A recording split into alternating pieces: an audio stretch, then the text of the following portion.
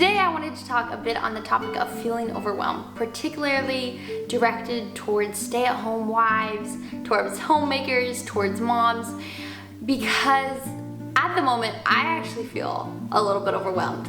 And so today, as I was writing out how are some ways that I can make this coming month not feel so overwhelming, I was like, well, I might as well film a video on it. Every mom, every wife, every homemaker, every woman feels overwhelmed sometimes. And I wanted to share 10 super practical, easy steps you can apply today that'll help you not feel so overwhelmed, both today and going into the future.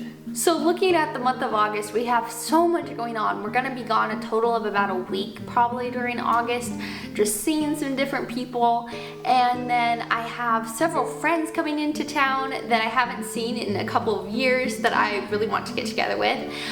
We are butchering about 140 chickens. My garden is like in full production mode, and so I'm having to can at least one day of the week and figure out ways to preserve this food.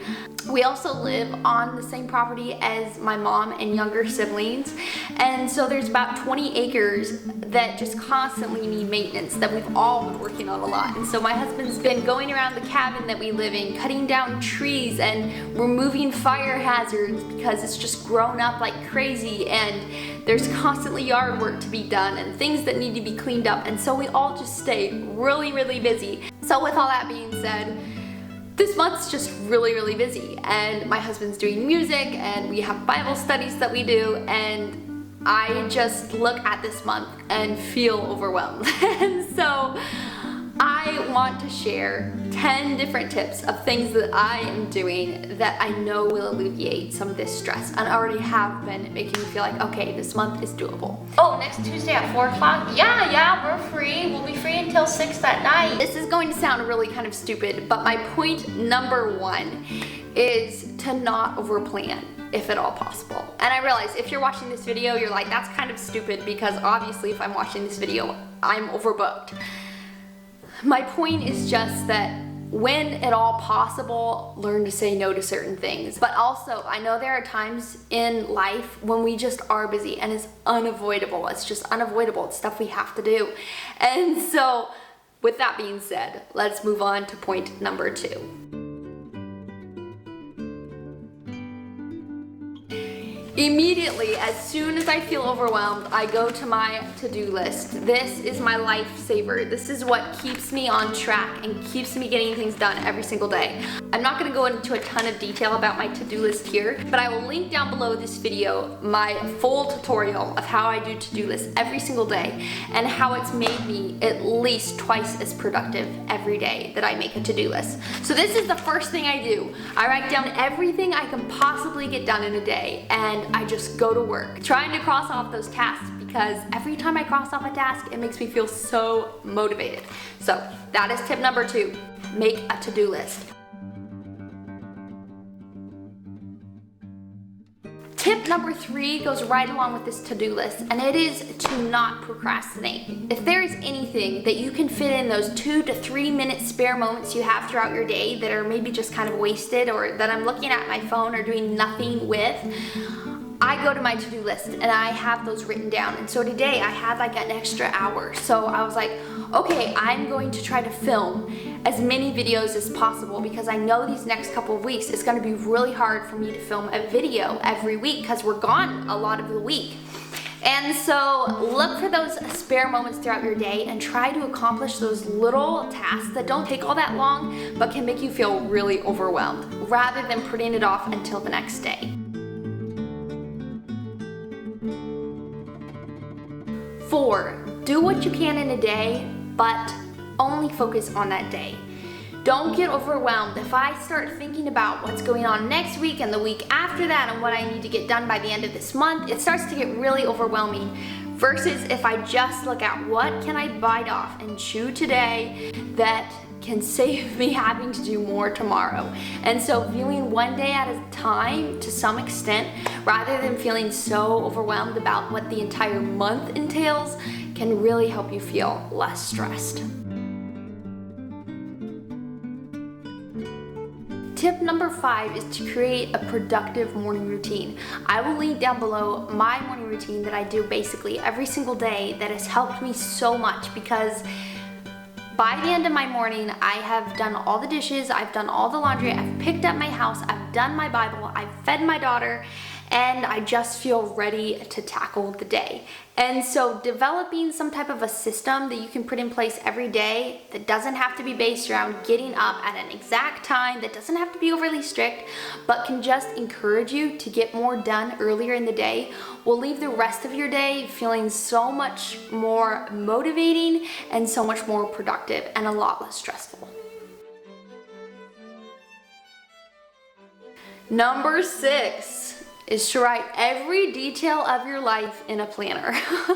I started really getting into my planner this last year, and it has been so helpful because I can totally see next week I'm gone quite a few days, so I probably won't have time to film a video, and that would stress me out, except that I had this extra hour today I was able to film, and because I saw in my planner next week I'm gonna be gone, the days I film, I'll do it today.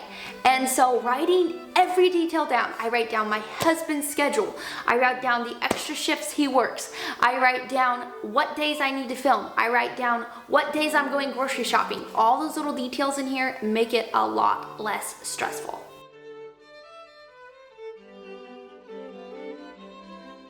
Number 7 goes right along with number 6, and that is to sit down with your spouse every Sunday night or pick a night of the week and collaborate your dates and collaborate your schedules.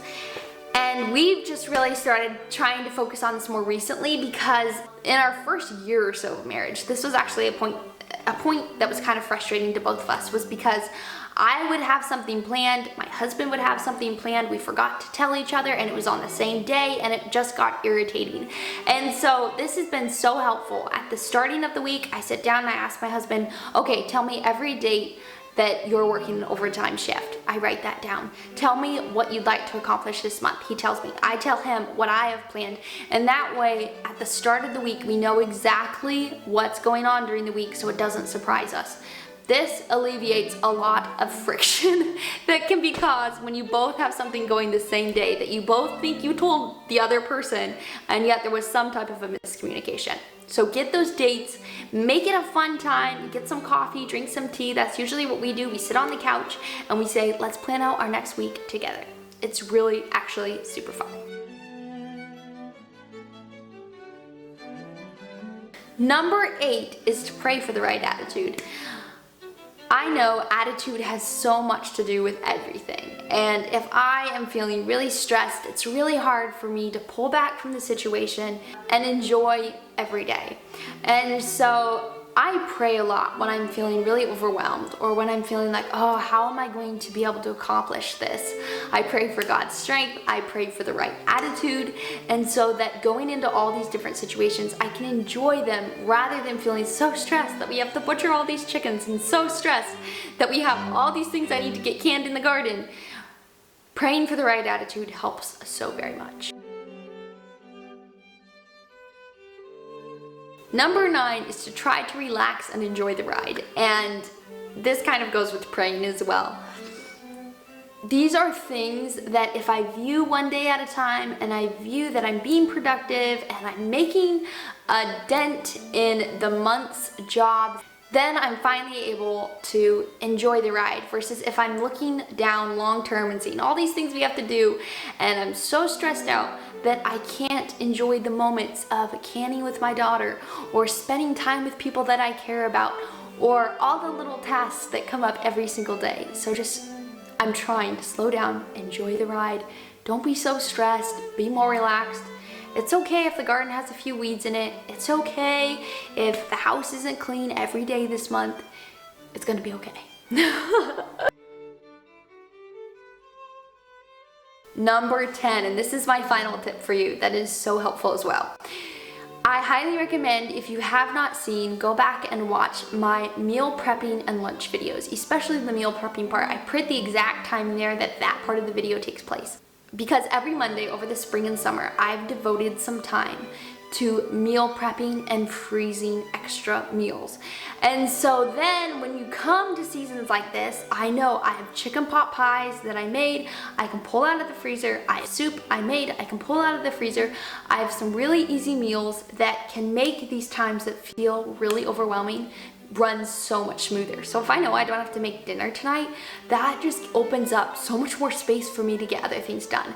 And so obviously, probably not in this moment because you're feeling overwhelmed if you're watching this video, but when you maybe have an extra couple days that are a little bit more laid back or a longer weekend than usual, or your husband has a vacation, I highly encourage taking a little bit of time to devote to planning some meals, freezing some meals, and kind of preparing for the next time that the whirlwind of life swoops in so that you don't have to feel so overwhelmed. So I'll link down below my whole simplifying playlist of videos that I've done. There are tips in there that will help you so much with meal planning, with grocery shopping, with keeping your fridge clean, with keeping your house more organized, so many great things in there.